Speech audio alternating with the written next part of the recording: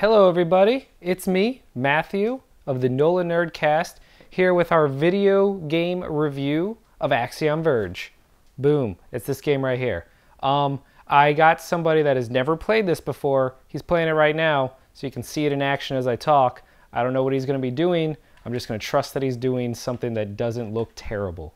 So it'll be fun. It'll be like a little trial run of someone who's never touched the game before versus someone who has just beaten the game 100% and loves it. So it'll be a nice juxtaposition. Just imagine in your mind that the person playing knows what they're doing and is doing a great job. All right, so Axiom Verge. You might ask yourself, didn't this game come out in March? Why are you reviewing it now? It's May. Well, that's a very good question. And the answer was I did something very uncharacteristic of myself, which is I kind of removed myself away from my own hype, because this has been one of my most anticipated games for a while. You might recall it was our #1 game on the upcoming indies of 2015. If you watch our evolving organic game of the year list, it's on the list already. So I didn't want to review it right after I beat it because I know myself and the hype gets real and then it clouds some judgment. So I wanted to wait a little while, look back, reflect on it. So I have done that. Now I feel more prepared to give an objective statement about the game. And then I realized it was all moot because everything I'm about to say is exactly what I would have said about a month and a half ago, because this game is awesome. So for those of you not in the know, Axiom Verge is a Metroid-ish, Metroid homage is probably the best term for it. It styles itself after the old 8-bit Metroids, except immediately within like the first 30 minutes of playing it, it carves out its own identity with its glitch mechanics and its focus on like some dark sci-fi storytelling.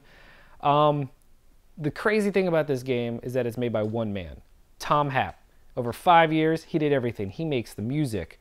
He made the graphics, he designed the game, wrote the story. Everything in this game was done by this gentleman, and that just blows my mind because one of the best games I've played, not only of the year, but in general, it's up there. Done by one man. That's crazy. You hear stories about games with 250 plus members costing multi-million dollars to create, and then this guy comes on and was like, boom, drops it. It's ridiculous. So I don't even know what I'm going to say. I'm just kind of going. Let's just talk graphics. That's an easy one. It looks and feels like an old 8-bit game, but one of the coolest things is the glitch mechanic, which distorts the game world as if it was a glitch.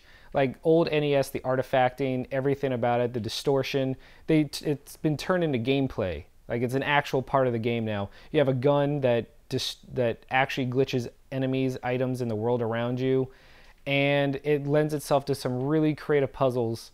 But we'll get to that. So graphics, spot on. The music. The only other game I have ever gone and immediately bought online the soundtrack was my last year's 2014 Game of the Year, Transistor. I immediately bought this soundtrack. Axiom Verge's music is everything you would expect from a Metroid game, but actually a little bit more atmospheric. You can just sit there and listen to it on loop, and I've done that before. My first playthrough, I missed the beat the game in under 4 hours trophy because I would sit and just listen to the music too much. So musically, it's phenomenal. Gameplay wise is where it shines. This is when it's a game is a Metroid style game. If it does not nail the gameplay, it dies in the water. It doesn't work. The gameplay in this is so tight.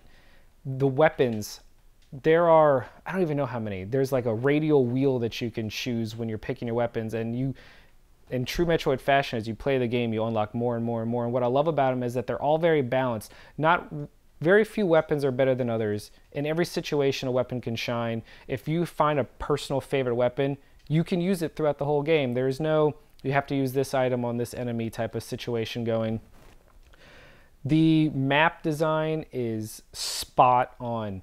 Everything from the way everything is interconnected to the way that in true Metroid fashion there are secrets everywhere. You will find yourself shooting every wall, trying to glitch through every wall, trying to distort something to find a secret because you just never know where it's going to be.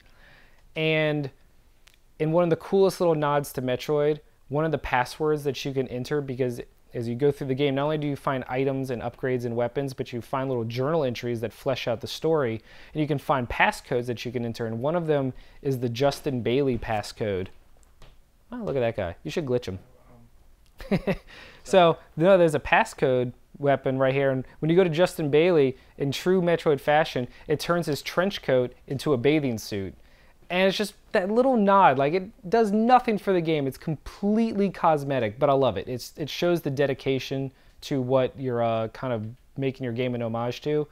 So, I mean, the controls are tight. It combines Metroid with almost a Contra style. It's a lot of combat in this game.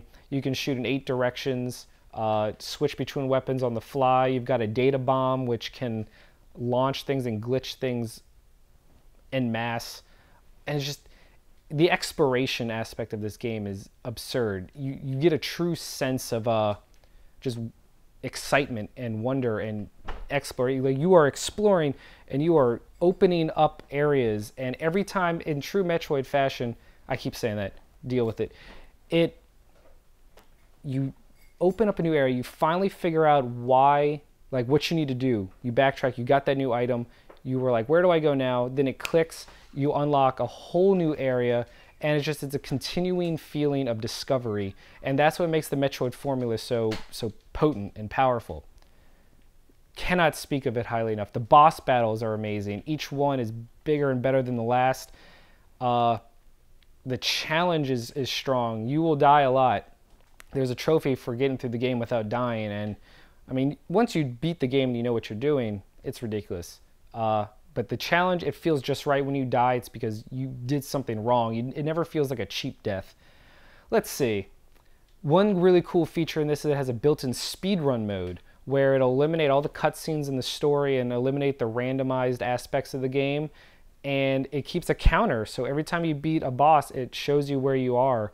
And that's just a really neat feature. I mean, speedrunning and Twitch streaming is a big part of gaming nowadays, and he built his game with that in mind, and it's a built-in feature. It's, man, let's see. Music, the gameplay, the graphics, the design, just the way, I love how each area feels unique. Each, kind of like how Metroid, you had Norfair, you had Brinstar, they felt alive and unique and separate from each other. Same way here. You go up to the north and you have more icy plains and open wide areas. Going down, you have more just dark crevices and lava. And I mean, your standard, it kind of skips. There's no water level. Oh, I love the drone. That's another thing. There's a drone in the game. You shoot it. You can control. I'm just rambling now. Point is, this game's amazing. I could talk forever. Tom Happ nailed it and has solidified. I mean, I don't care what he does next. I'm on board. He can say that he's coming out with a dating simulation, and I'll be like, cool. I wonder how he's going to twist that genre on its head. And it's gotten to the point now where I'm dressed like this, and that doesn't seem very conducive to a game like Axiom Verge. I feel like I should be wearing something more like sci-fi punk or something. But really what it comes down to is I just want Axiom Verge merch. I would buy something related to it. I want to give him my money because this game is so good. So, bottom line, if you like Metroid games at all, if you like the new style Castlevania, the Metroidvania genre as a whole, if you like a little nostalgia, but then the game holds up on its own, it doesn't live or die based on what it's based on, buy this game. If you have a PlayStation 4, buy this game. If you have a PC, it comes out in 2 weeks on PC, Steam, Linux, and Mac. It's coming out later this year on the Vita. You owe it to yourself to buy it. Axiom Verge, easily one of the best games of 2015. NOLAnerdcast app.